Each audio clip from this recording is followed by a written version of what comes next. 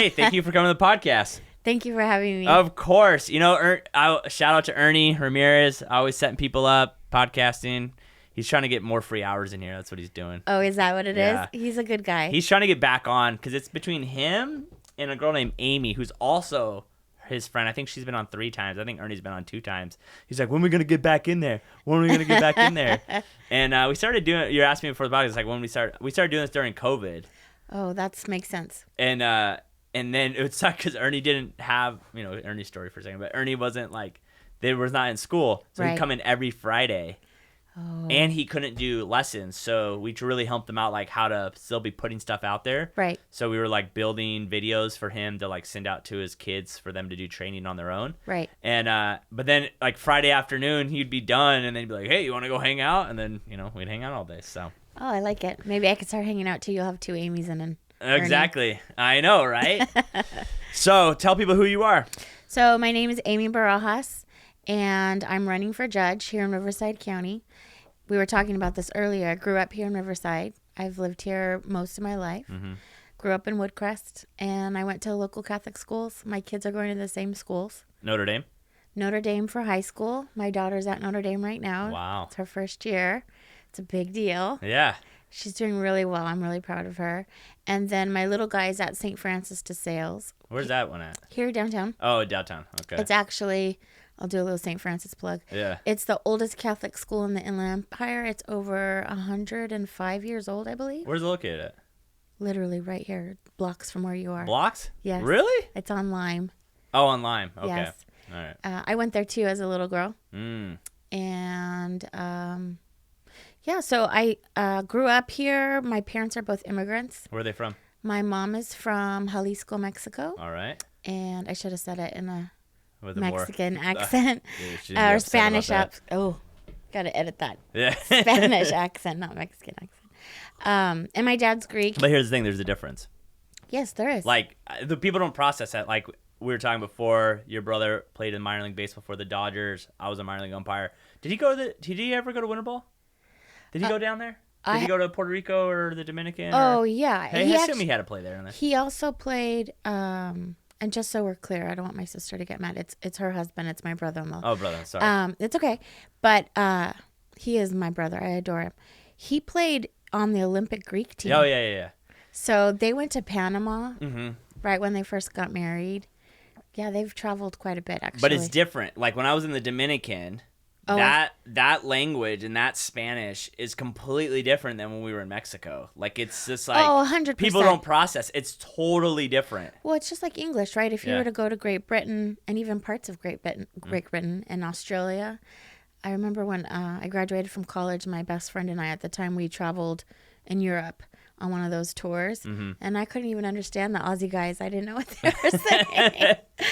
But yes, so my mom's came here when she was a little girl. My grandfather was a bracero. He worked on a dairy farm in Nevada for 50 years, and my dad came in his 20s, and they met through my aunt. My dad has one relative here, and they just kind of my dad says they built their little empire. Mm-hmm. And a lot of Greeks, I don't know why, we have restaurants. I was going to say, you used to have the restaurant across the street from Norco. No, sorry. Norte Vista. Norte Vista, yeah. Yes, and they owned one here downtown. That's why my sister and I had originally gone to St. Francis. Oh. So it's called Zorba's now, and I'm not sure if it's still open, but it used to be the Lucky Greek when I was a little girl. Yeah, the Lucky Greek, yeah. My dad used to go there. And we just worked every day, 7 days a week. And I remember growing up thinking, I want to have a job where I didn't have to work on Saturdays and Sundays. That was my big thing. Yeah.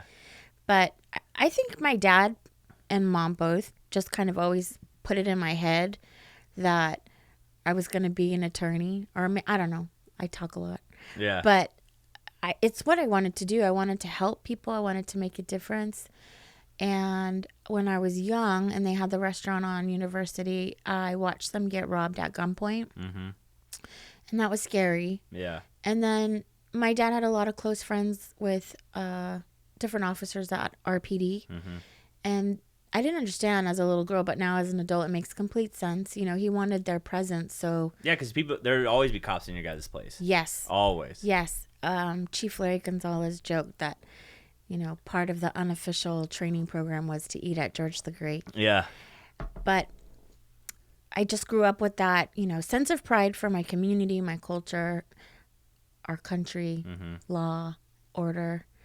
And my dad was always very strict growing up. I remember a girl at the restaurant one day was complaining to my dad, "Oh, I don't get to go out." And so my dad was like, "Amy, come over here and tell this young lady." And I said, "Okay, what time do you get to come home?" And I said, "From what?" He goes, "When you go out." And I was like, I don't even know what that means. I'm not allowed to go out. I noticed as a senior, I was working a lot of Friday nights. People were calling in sick frequently. And finally, I turned to my dad and I was like, "No one's calling in sick. You're just scheduling me so I can't go to football games." Yeah, exactly. I know it's funny how your parents slowly, secretly control you in one way or another. Yeah, absolutely. Yeah. No, but I'm very blessed. They've been by my side. I joke, my dad's my number one campaign guy. He's so proud. He's so proud that I'm running for judge, and it's a great honor. Honestly, I don't want to get emotional, get choked up, but literally, I saw them work 7 days a week from 7:30 in the morning till, you know, the restaurant closed at 10 by the time they cleaned up everything. So 7:30 in the morning till 11 o'clock at night for 30, 40 years so that the girls could have an education. Yeah. That's a big deal to me, and I hope in a different way I'm still instilling those values in my kids, but even when I was in law school and tired, or even at the DA's office, I've always wanted to push through because I wanted to be a good role model for my sisters, for my kids, and just achieve those goals that I know my parents had for me too, outside of my own personal desires. But I've always worked here in Riverside as an attorney. I started at the DA's office in 2005. And I've had a very successful career. I'm really blessed. I tried my first murder case in 2009. Congratulations. Thank you. And just kind of went from there. I've had the blessing of doing all types of trials, which is sometimes unique. You know, oftentimes people will specialize in a certain area, but I started doing felony trials and cases at a really young stage in my career. So for the last 17 and a half years, I've predominantly been a trial attorney. I've done cases involving child abuse, sexual assault. I would say a majority of my trials have been those types of cases.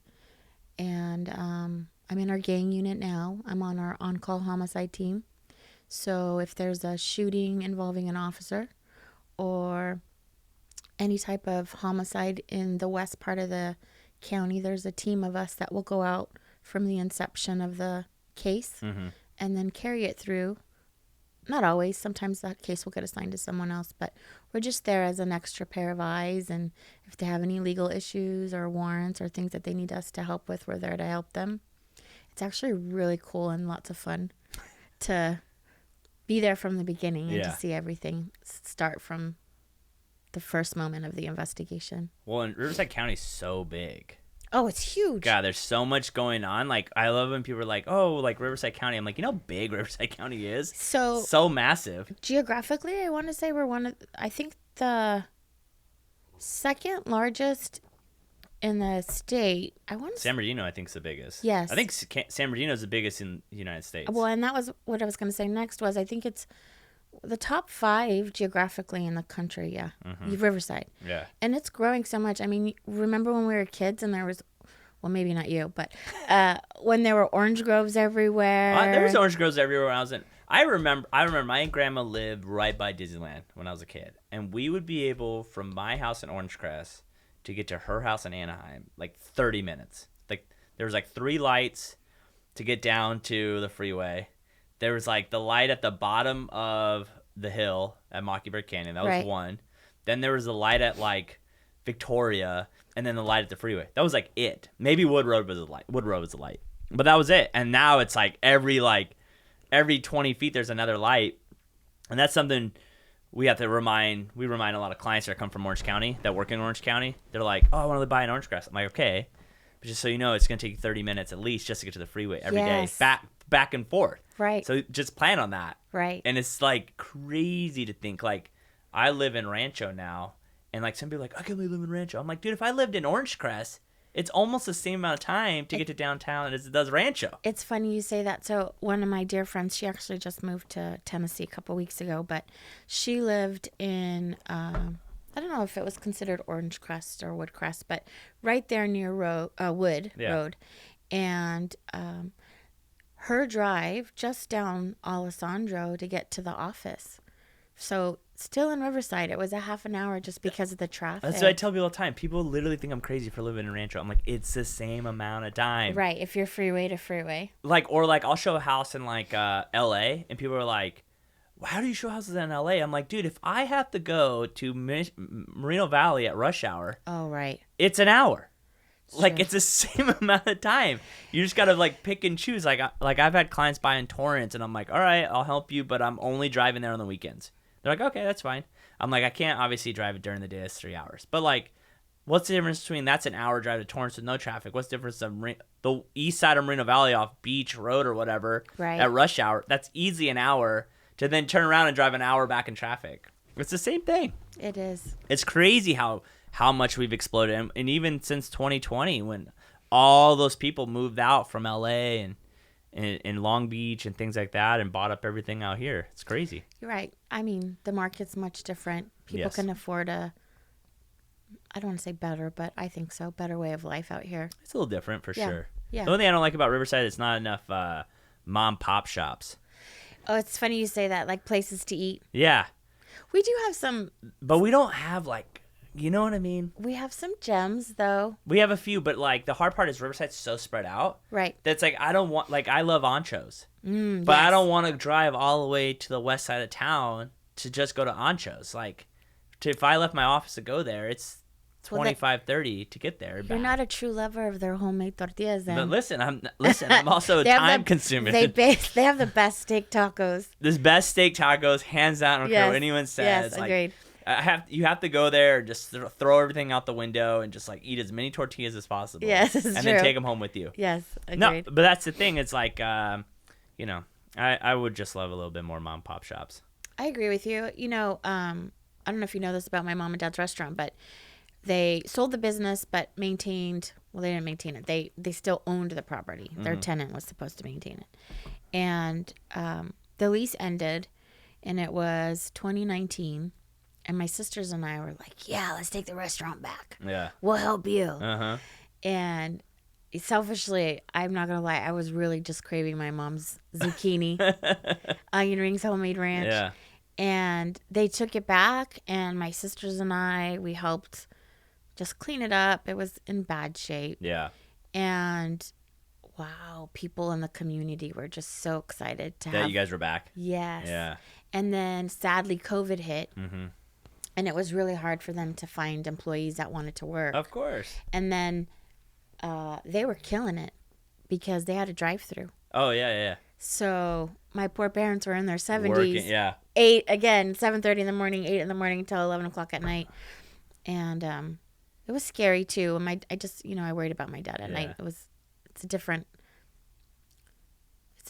time too. People I feel like are a little bit more aggressive maybe than they were 15, 20 years ago. Yeah, I mean, I definitely is that something that's always been hard for you, being in the job that you're in? Have you felt a shift in you since 2005 and seeing all the cases and seeing all these things? And oh my gosh, absolutely. Yeah. Yeah. So, I tell people it's the best job anyone could ever ask for. You're literally making a difference and changing someone's life or having some sort of impact on someone. And I think even to do that one time in someone's life, like that's such a great feeling, but to do it frequently throughout your career. But there's definitely a shadow that will always linger for the rest of your life because you truly see evil every single day. Mm-hmm.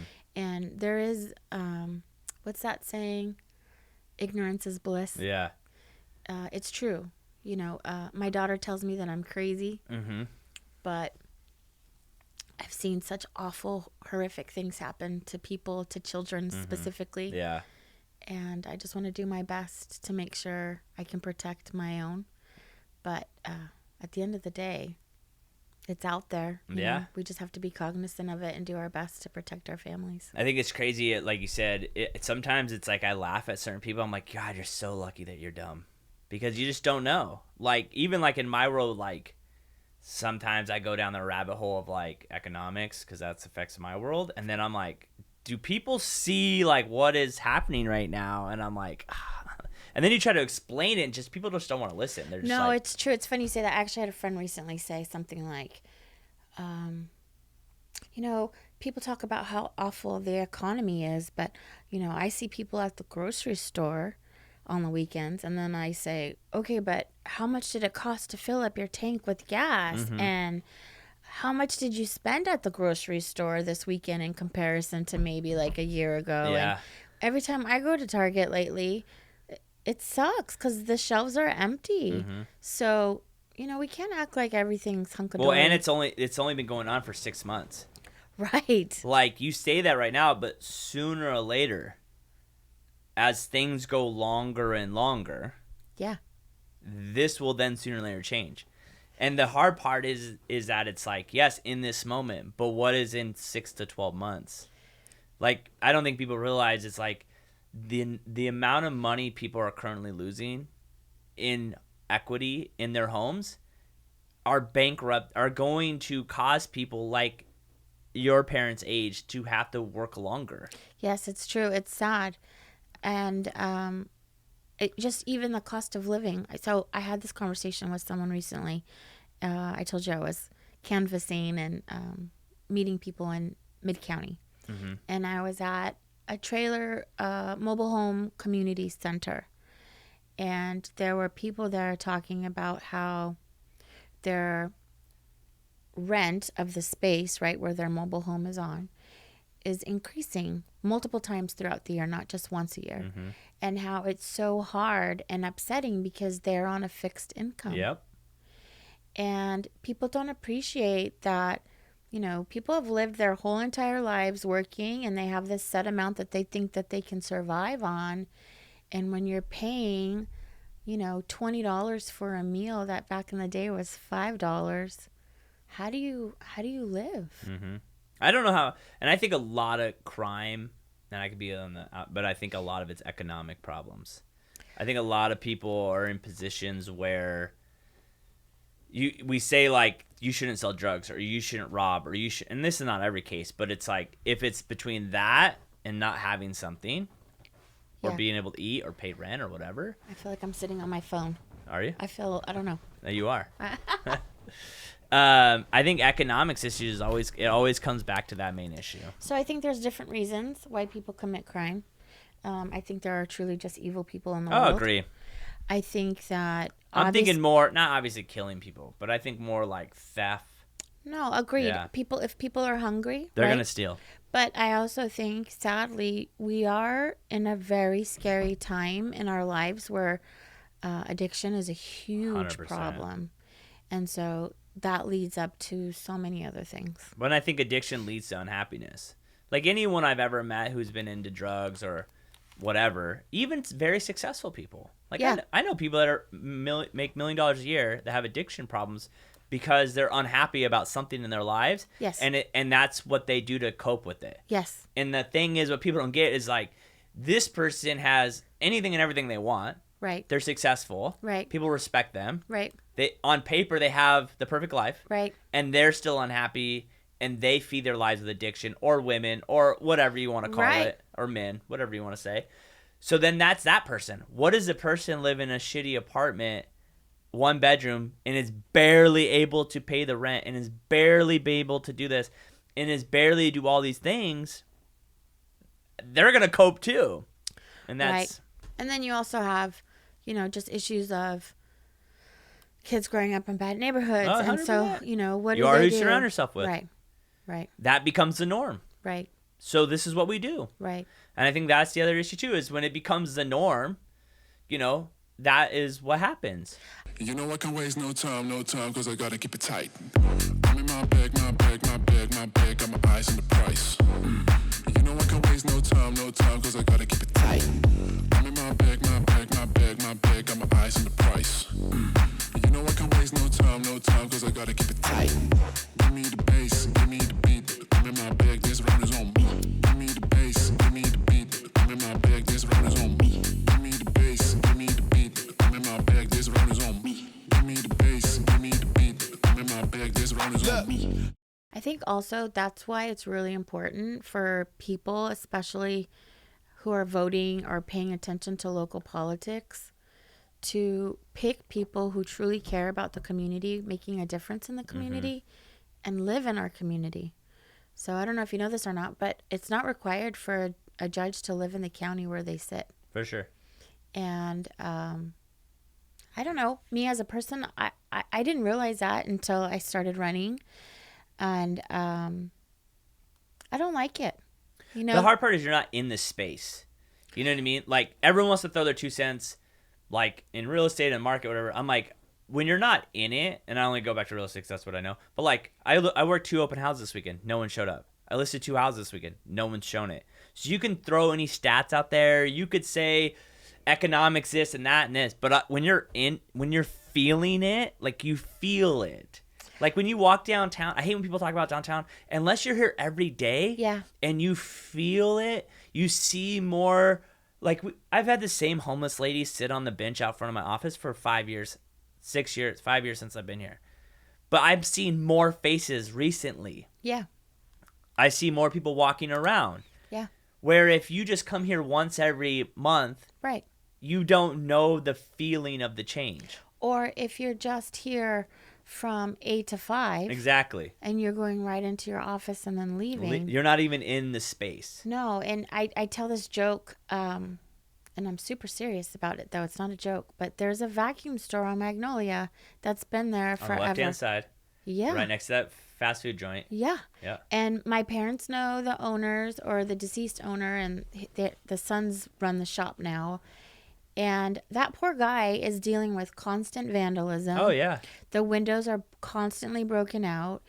And to say, you know, that vandalism or theft is not as important as, you know, different types of cases, each person has to survive. Yes. And so obviously is murder or child abuse, you know, more serious, and you want to keep those people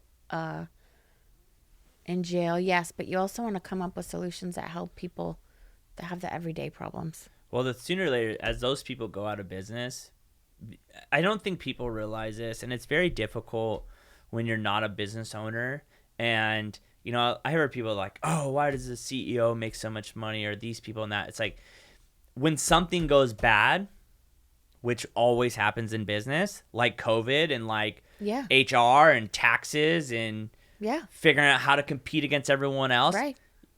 The owner of a company is the one staying up late at night trying to figure out those things. Yes. When you leave at 5 o'clock, right, you go to bed. Right. You don't think about it. Right. And that, I get so annoyed when people go like, oh, well, it's like, well, what is that worth? Like, that person right there is like, cool, this window just costs me an extra $1,000 that we weren't planning on it. So I don't get to not pay my employees. Right. That money has to come out of my life. Right. And now my life's affected. Or, you know, I do understand and appreciate, you know, big business, right? Having certain ramifications. We need big business, honestly. Agreed. Yes. Agreed. But I also see, just growing up watching and helping my parents run their business, you know, health insurance is really, really expensive for a self-employed small business owner. 100%. You know, staying up late, worrying about, are you going to be able to pay your employees? Yeah. And, you know, at the same time frame, you know, make enough money to pay your own bills. And to have and you're doing all this work. Yeah. To somehow enjoy life. Yeah. I always love that. Like, you want me to work all this stuff, do all this stuff, and barely make it? So why? It's funny you say that. So I grew up I was blessed in that my dad would go once a year to see his family in Greece. Mm-hmm. And I would always go with him every summer. And to see how different life is in different parts of the world at a young age, and to have that perspective, I guess. I had a cousin tell me once, In America, you live to work. In Greece, we work to live. Mm-hmm. So, or did I say it backwards? No. Yeah. Right? Like you work in order to have a good life. Mm-hmm. Whereas here it's a different way. I wonder why that is. I don't know if it's people chasing the American dream, or I think social media really hurts that a lot. I think a lot of people try to live up to the Joneses. I think that's always been a thing. Yeah, I agree with you. So I will say personally, I know my parents came from two very, very poor backgrounds, Mm-hmm. different poor backgrounds. My mom will tell you that she didn't even realize she was poor until she was... Because everyone else is poor. No, it's Oh. because she was they had a really happy family life. Okay. And it wasn't until she went to school and, people were commenting on maybe Yeah. what she was wearing but my dad was an orphan and was living in and out of different relatives' houses and on the streets as a kid. And, yeah, so they definitely hustled because they wanted to make sure their kids had a better Yeah. life. But they also retired young. I'm happy for them. That's good. Yeah. So for you, like, obviously you've been attorney for how many years now? 17 and a half. 17 and a half years. So what is it making you to want to take a jump from being an attorney to becoming a judge? That's a really good question. So I think at this point in my career, I feel like I want to make a difference, continue to make a difference, but in a different way. Mm-hmm. I see the bench having the ability to effectuate maybe more change, Mm-hmm. and to have the ability to hold people accountable when they need to be held accountable. I'm not afraid to do that. Yeah. I've fought hard in the trenches of the criminal justice system. I've seen firsthand, literally, what violent crime does to people, Yeah. whether it's a homicide or rape or just the most precious, innocent little person forever being damaged. Mm-hmm. So I'm not afraid to be tough when I need to be tough. But I also look forward to having the opportunity to make a difference a different way for someone too. Yeah. The people who need to be rehabilitated, who are willing to be rehabilitated. You can't force people to change, right? They have to want it. I don't think you can force people to do anything, to be honest. I agree with you. It's like if you're not motivated now, it doesn't matter if you're going to be motivated and change your life later. Like, until you make the decision, like, no one can ever motivate you to change your life.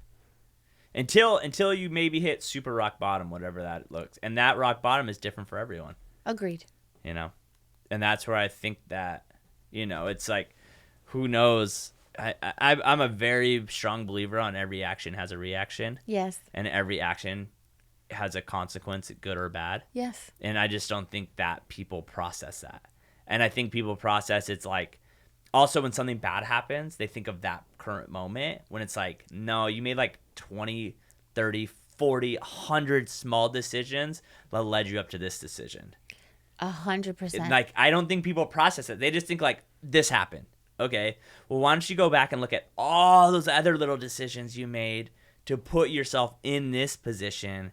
The issue is when people don't realize it, they just go like, well, I just won't do that anymore. No. You have to not do all those other things. And because I look at it as like success too. Oh, this person made hundreds or thousands small little decisions. Yeah. And that might just be getting up at 4:30 every Yes. morning or reading a book or journal or whatever. And it's all those little decisions that eat up to the bad or good things. I think oftentimes we hear these analogies with athletes, right? But I think it makes so much sense, and it rings true and can be appreciated by people. When you have someone, even who's naturally talented, but is up every day, working their hardest, hours a day to be the best hitter, Yeah. second baseman, shortstop. I'm trying to think what positions my brother played. But he's going to have a very different career and future than someone who's just, I'm great at it. Let me just, go do it this way. Yeah, I see it in my job too. I had a really gnarly case. It's been a while, where he planned a kidnap for ransom. And I think he was obsessed with just crime TV. Oh, got locked into Reader's that. Digest. And it was right when the economy crashed. Oh, in 2008? Yeah, around then. And he just, I'm just going to commit this kidnap for ransom. I won't ask for too much. And then I don't have to declare bankruptcy. Mm-hmm.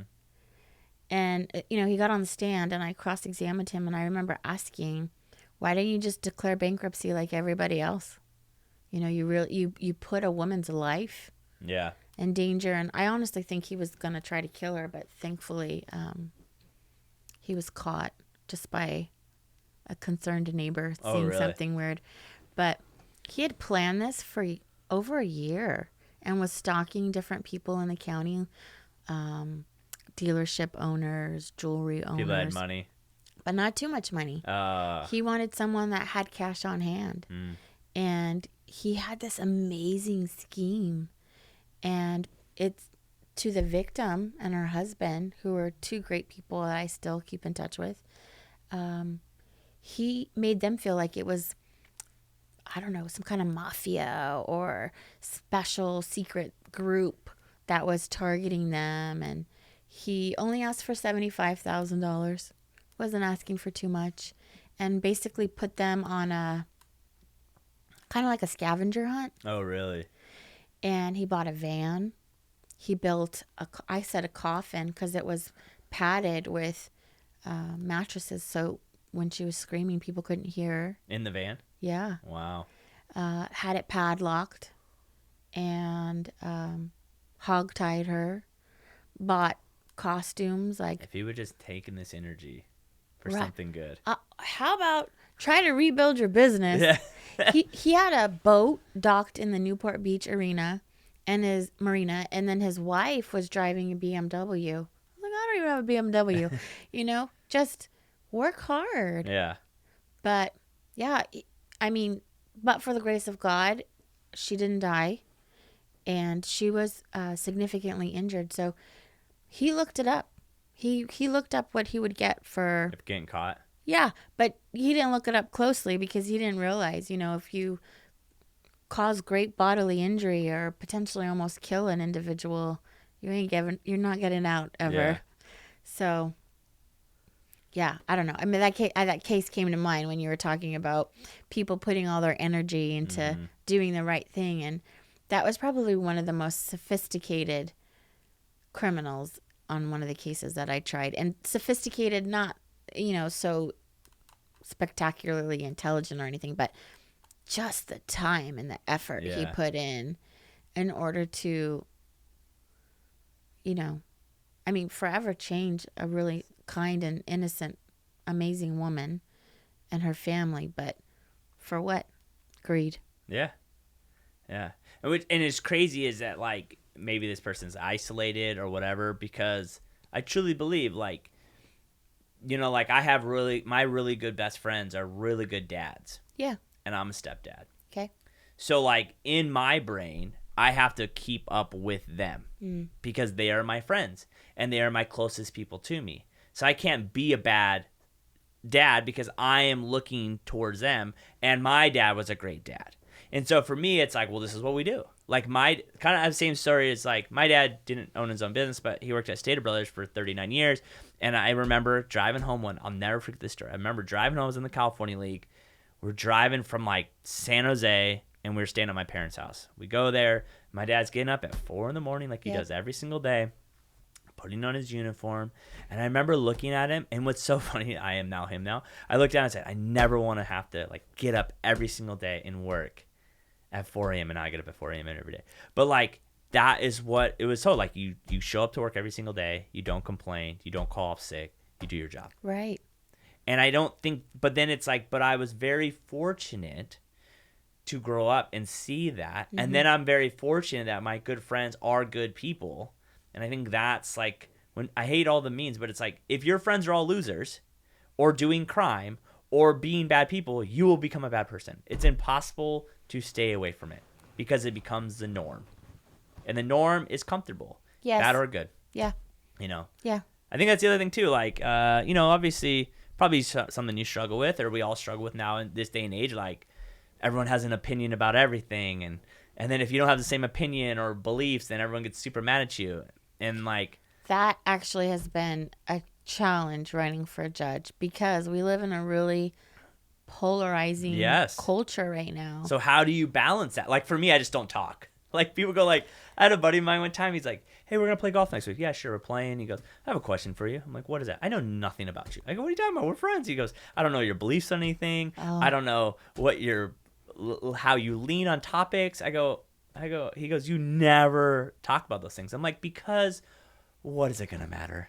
If you agree with me, great. If you don't agree with me, great. Like, so for you, like, how do you balance that? Because I feel that pressure. Yeah. Because I don't want to piss off, People. Right. So I think from a social perspective, it's a little bit easier. Oftentimes, people that you're hanging out with, right? Probably believe the same thing you do, right. for the most part. But I will say this, as a judge, we're supposed to be, it's a nonpartisan race, and that's hard because the first thing people say to you is, are you a Democrat? Are you a Republican? Mm-hmm. Are you conservative? Are you a liberal?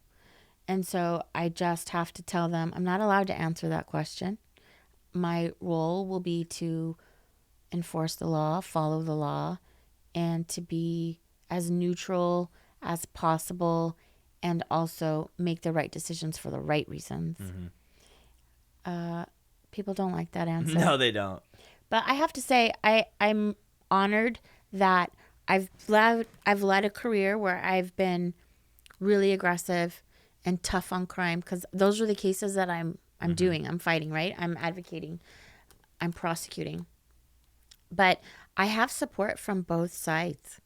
I have the endorsement of the public defender and Mike Hestron and Chad Bianco. And I know I have the support of, RPOA, Riverside Police Association, and the Riverside Police Administrative Association. Those are near and dear to my heart because those are agencies that I've know and work with a lot, but also that I grew up with. But I also have the endorsement of over 36 judicial officers. Nice. Yeah, I'm proud of that. And the presiding justice of our Court of Appeal, which is a big deal, and our presiding judge of Superior Court for the entire county.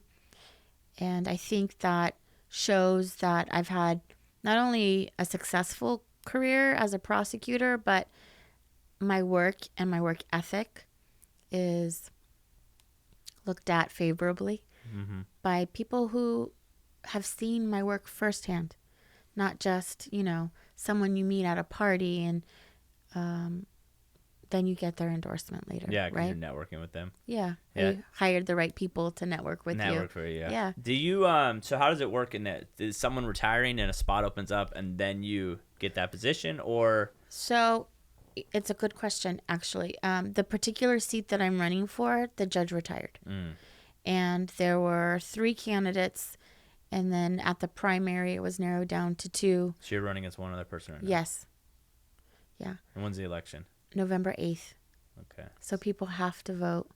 People are already voting. I mean, the mailers are, your ballots were mailed in if people vote that way.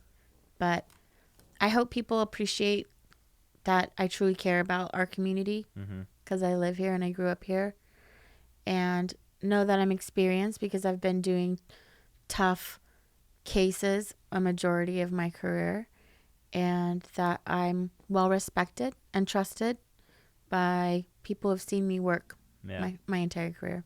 So when you win, did this position, see, we talk things into beliefs. Do you, is it a position where you have to rerun every few years, or is it you're in until you decide to get out? No, there's a cycle where judges run. Oftentimes, though, it's not very popular, I guess the word, or known, because typically when a judge goes through the process of either being appointed or elected, it's very rare that they have a candidate run against them. Oh, so when you're in, people kind of leave you alone. Yeah, unless there's a problem with the way you're behaving and ruling as a judge. Got it. Yeah. Interesting. It's so crazy to think, like, it's so interesting, like, you see a judge, but, like, you're like, how did that judge get there? No one even really knows. Yeah. So, like, for you, like, so this is the next step in your career, but what would be, like, the dream step?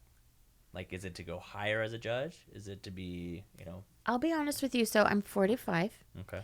And to receive a judicial retirement, it's 20 years. So it's kind of the right time for me. So 65 would you be out? Right. You know I can waste no time, cause I gotta keep it tight. I'm in my bag, got my eyes on the price. You know I can waste no time, cause I gotta keep it tight. I'm in my bag, got my eyes on the price. You know I can waste no time, cause I gotta keep it tight. Give me the bass, give me the beat. I'm in my bag, this round is on me. Give me the bass, give me the beat. I'm in my bag, this round is on me. Give me the bass, give me the beat. I'm in my bag, this round is on me. Give me the bass, give me the beat. I'm in my bag, this round is on me. This is this is my dream. Mm-hmm. Even as a young attorney or a young woman in law school, to be a judge is a huge honor. Mm-hmm. And I feel kind of like the top of one's career. But of course, there's different aspects of the bench. Some people go to our Court of Appeal. I've recently got to know an amazing judge who just got appointed to the federal bench. That's a big deal. That's a lifetime. Yeah. So there are other aspects, but right now, just focused on this one. I've seen some great people that I've looked up to my entire legal career that are retiring or have recently retired, and to fill those shoes would be a great privilege, a great honor. Well, that's inspiring. I'll tell you that for right. This show, we've always done this because I think a lot of people, you asked me before the podcast, why do we do this? I think the thing that sucks with this day and age is that we see stories of obviously Joe Rogan's podcast is the biggest podcast, and you have like Elon Musk and all these things. Yeah. Where yes, it's great listening to those people, but the odds of me being Elon Musk one day or some kid being Elon Musk probably 0 to 1%, just so. But how many people could be you? And be an attorney. So what advice would you give someone that's a younger you that is on the fence about becoming an attorney one day? What advice could you give them? So for me, I wanted to make a difference.